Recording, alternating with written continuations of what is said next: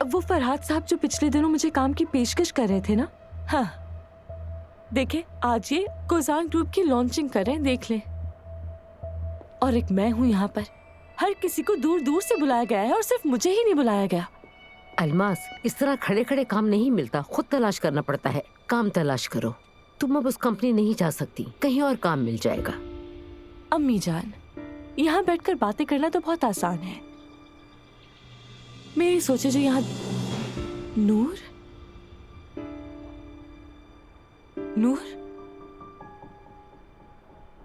नूर कहाँ है नूर?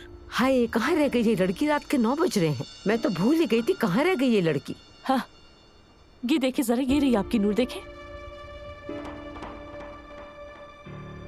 मैं तो पागल हो जाऊंगी, मेरा सर फट जाएगा अम्मी, मैं पागल हो जाऊंगी।